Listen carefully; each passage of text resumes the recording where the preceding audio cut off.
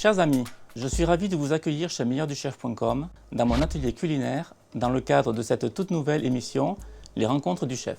Chaque mois, j'aurai le plaisir de recevoir 2 chefs qui, chacun avec son expérience, aura pour mission de vous donner un aperçu des techniques de cuisine autour d'un thème défini.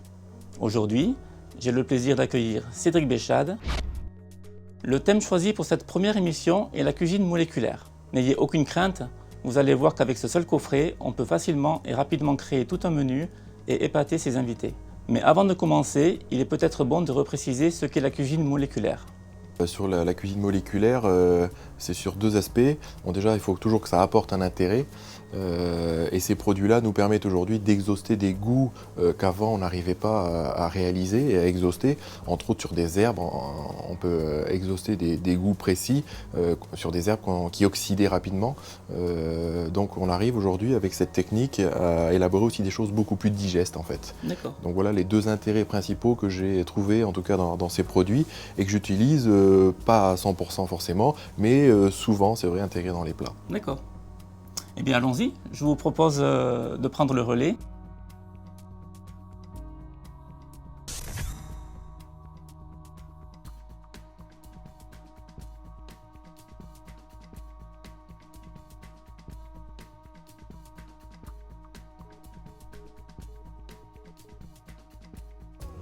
Philippe, on va débuter par préparer nos asperges. Oui. Asperges blanches, on va bien sûr débuter par les éplucher, puis derrière on va séparer les queues et les têtes pour pouvoir démarrer la crème d'asperges d'un côté et étuver nos queues de l'autre côté. D'accord.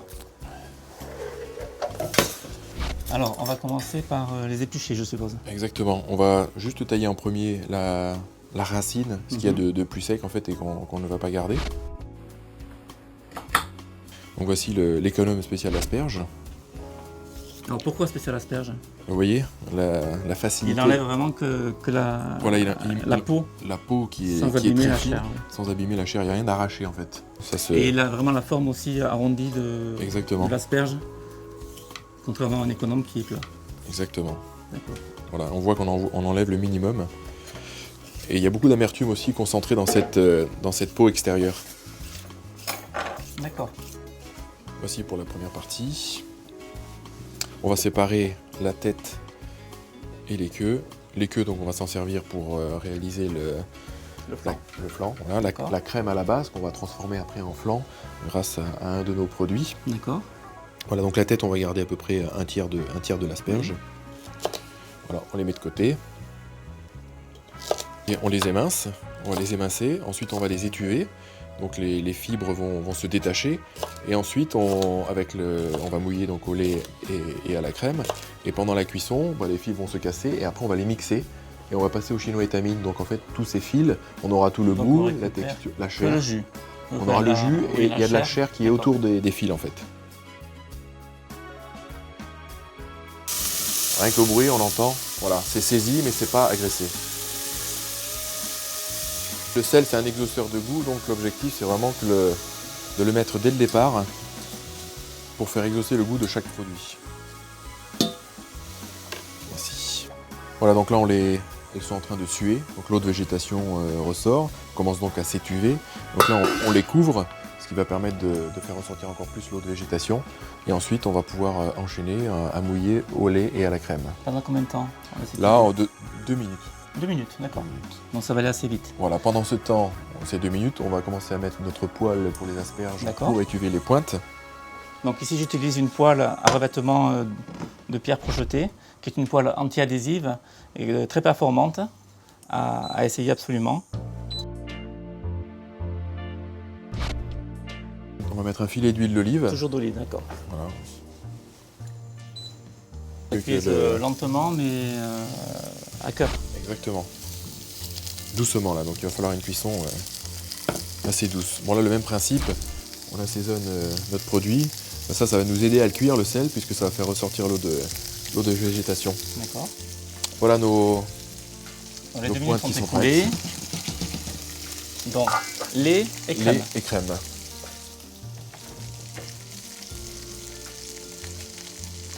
Voici le lait et la crème. Donc on va mouiller à hauteur.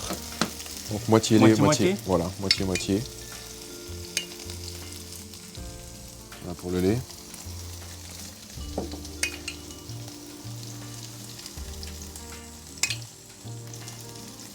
Ça, je pense que c'est suffisant. On est bien. Allez. Impeccable, c'est juste à hauteur. Là, on les a bien retournées. Elles ont pris de la chaleur de tous les côtés. Ben, on va les couvrir. Voilà, on laisse à petit feu. Là, on est à 4 sur nos inductions. Combien de temps à peu près? Là, alors ça dépend du calibre des asperges. Là, ça va nous prendre entre 5 et 7 minutes. D'accord.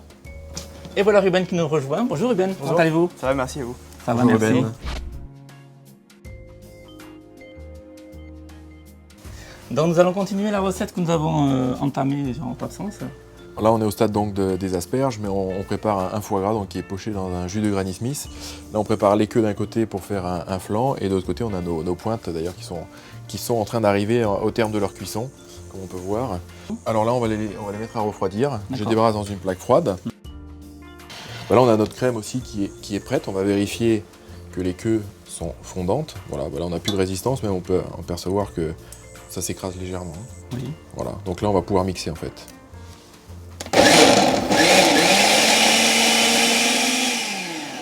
Le mixer, Voilà. bien faire. Voilà, le plus fin possible. Il y a de la chair qui passe, elle, dans le chinois étamine, mais c'est la bonne. Voilà. Alors on foule, c'est-à-dire qu'on appuie au fond du chinois, et là, comme on peut constater, il reste encore de la chair et du jus. Voilà, et on va séparer ces deux-là. Il y a un support exprès à l'extérieur, justement, pour pouvoir le poser. Pour éviter que la grille touche le fond, c'est ça. Alors après, on va avoir besoin de faire refroidir cette crème d'asperge, puisqu'ensuite on va la lier avec de l'agar-agar. Donc il faut qu'on incorpore l'agar-agar à froid. Alors c'est là que rentre Voilà notre produit. l'aspect cuisine moléculaire. Exactement. Parce que jusqu'à présent, Voilà. on dit qu'on parle de moléculaire et il n'y a rien de moléculaire. Ça commence maintenant. Donc c'est l'agar-agar, d'accord. Voilà donc notre crème d'asperge qu'on vient de passer. Donc la maryse, un outil indispensable presque, je dirais. L'utilité, c'est toujours de récupérer tout ce qu'il y a dans la casserole. Ça permet de ramener tout ce que l'on veut, que ce soit solide, liquide.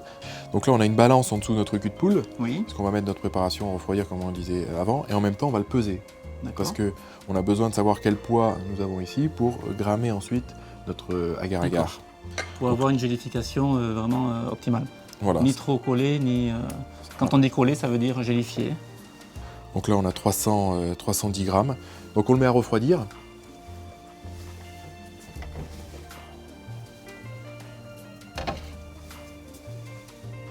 Dans le dosage, quel est le dosage? 310 grammes, ça va nous donner combien d'agar-agar? Pour la texture que l'on veut, là, c'est-à-dire souple, il faut compter entre 6 et 7 grammes au kilo. Alors ici, on utilise une petite balance, qui est une balance de précision, qui nous permet de peser vraiment au demi-gramme près. Donc une pointe de couteau, c'est pratique pour... on voit vraiment la précision, surtout pour des produits si légers. Donc on va essayer de... Voilà, 2 grammes, 2,50. Donc on va récupérer notre crème d'asperge qui est froide. Donc tout simplement, on va verser l'agar-agar dedans. Donc on le fouette.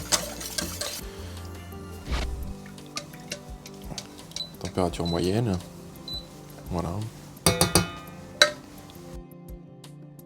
On ramène la préparation À ébullition en fait. Voilà. Et progressivement. Donc ça va activer en quelque sorte les La propriétés de l'agar-agar. Exactement. D'accord. Si on avait laissé comme ça ne gélifierait pas. Non. On va attendre que l'ébullition soit bien régulière, parce que même une petite ébullition, ça suffit pas. Il faut vraiment atteindre les 100 degrés. Donc dès que c'est à bout, on le laisse bouillir 2-3 minutes. Voilà, Ensuite on moule immédiatement la préparation dans le moule. exactement. Donc on a pris un moule Flexipan. Le moule Flexipan est un moule en silicone qui est fabriqué à partir de fibres de verre et qui est un moule professionnel. Donc soit vous prenez un pochon, soit vous pouvez On peut verser verser délicatement. oui. Voilà, juste à hauteur. D'accord. Donc ça ensuite on le met à refroidir. Au frigo, voilà. tranquillement. Et la réaction va se faire en refroidissant. Il faut compter combien de temps? Voilà, il faut, dans un frigo, ça va prendre entre 5 et 10 minutes. On retrouve nos flancs d'asperges Oui. qui sont froids. Alors pour les démouler un peu plus facilement, on les a passés 5 bonnes minutes au surgélateur. Voilà. Là, vous voyez, du coup, ils sont un tout petit peu durs, un petit peu fermes, donc ça nous permet... Et au centre, il y a quand même peu de purée d'asperges. D'accord. Donc notre garniture est prête.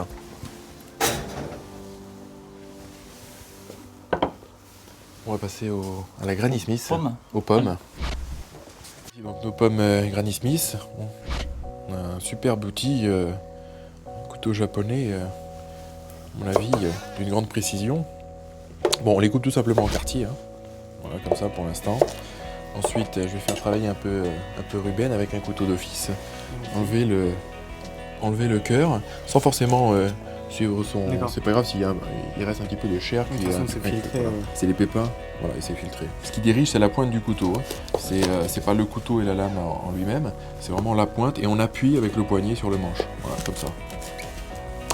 Alors, le principe de la centrifugeuse, comme tout le monde le sait, c'est d'extraire le jus du fruit ou du légume tout en mettant à part la pulpe.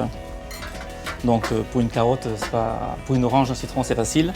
On peut le faire avec un presse-citron, mais pour une carotte ou une pomme, c'est déjà plus difficile. Donc, la centrifugeuse est indispensable.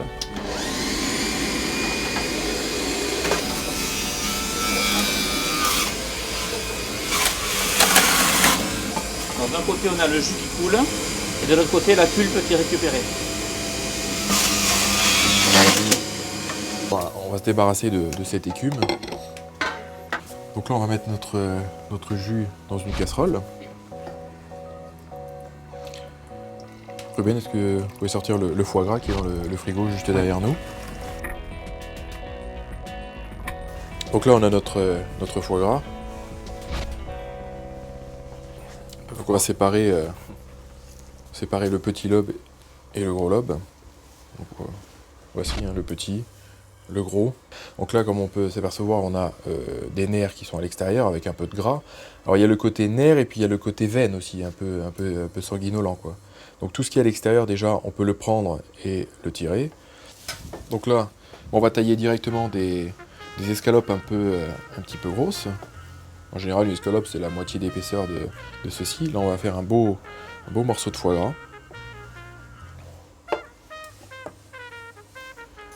Là, c'est pas gênant, en attendant que ça chauffe, je peux l'assaisonner. Voilà, donc notre foie gras est bien ferme. On le sent à cœur aussi. Donc on va pouvoir le débarrasser. On va peser donc le bouillon de Granny Smith dans lequel le foie gras a cuit. On va peser 200 grammes. On le passe au chinois parce qu'on a nos grains de poivre qu'on a mis tout à l'heure. Maintenant, vous allez utiliser le xanthane. Ouais. D'accord. Donc là, pour obtenir le jus, donc on va lier le jus grâce au xanthane. On peut le faire à chaud ou à froid, ça, contrairement à la caraga. On n'a pas d'ébullition à donner. On va juste lier en mixant avec un mixeur à bras, le Bamix. Donc là, je vais peser, pour la texture que je veux obtenir, il faut entre 0,3 et 0,4, c'est-à-dire quelque chose qui est lié et nappant. Voilà. Donc là, du coup, avec 200 grammes, je vais faire 0,6. Une émulsion, c'est toujours à base d'un liquide, c'est-à-dire les particules d'eau sont liées soit par une matière grasse, soit par un liant tout le temps. Donc le xanthane permet cette liaison. Voilà, cette émulsion, cette liaison, voilà. Voilà. Donc là, sous l'émulsion, on voit que c'est lié. Bon, on va entamer la finition et le Alors là, on a tous et les le éléments dressage. du plat. Tout à Il n'y a fait, plus qu'à tout assembler. exactement.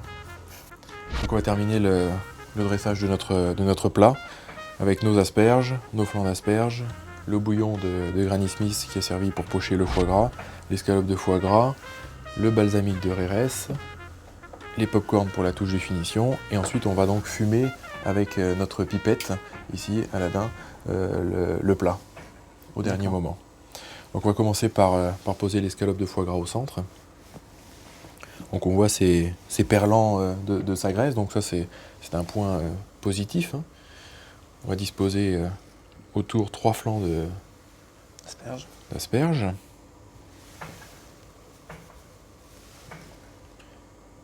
Ensuite les pointes.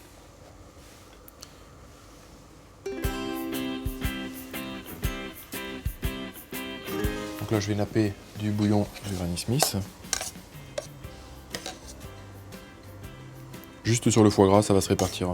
Ensuite, je vais remplir de quelques petites gouttes de balsamique de Rérès. Donc ça, c'est ce qui va rehausser le flan d'asperges. Voilà, vous le mettez au centre. C'était le but d'utiliser le moule à Savarin. C'est la touche finale. On fait un petit clin d'œil un peu au foie gras de canard. On sait que les canards sont gavés au maïs, donc c'est une petite touche voilà, ludique. Popcorn, salé bien sûr. Voilà donc notre plat qui est terminé de dresser. Donc on positionne notre cloche. Ici on a notre sciure de bois. Donc on va la mettre, là ici il y a l'emplacement qui est prévu, il y a une petite grille au fond qui va les retenir. Donc il faut le remplir aux 2/3 de la hauteur prévue. Voilà. En le tassant.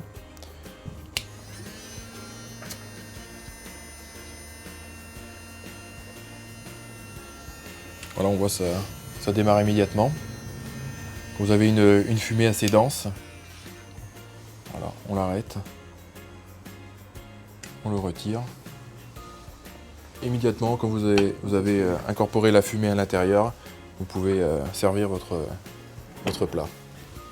Donc l'idée est de servir le plat avec la fumée. Exactement. C'est-à-dire que vous allez arriver devant vos invités ou vos hôtes, tels qu'eux, ils ne savent pas ce qu'ils vont déguster, peut-être, vous pouvez leur cacher. Et à ce moment-là, quand vous ouvrez, les éléments auront suffisamment pris la saveur des écorces, du bois, et vous avez le côté un peu ludique de cette fumée qui aura parfumé le plat. Bien bravo, ça a l'air vraiment succulent. Voilà. Il n'y a plus qu'à. Et plus qu'à. J'espère, chers amis, que nous vous avons donné l'envie de vous lancer dans la cuisine moléculaire. Je vous rappelle à ce propos que tous les ustensiles et le matériel de cuisine utilisés pendant ces rencontres du chef sont disponibles à la vente sur le site www.meilleurduchef.com. Je vous donne rendez-vous sur notre page Facebook pour répondre à toutes vos questions concernant la réalisation de ces recettes, pour nous donner un avis sur l'émission et aussi pour nous faire part de vos suggestions concernant les prochains thèmes à venir.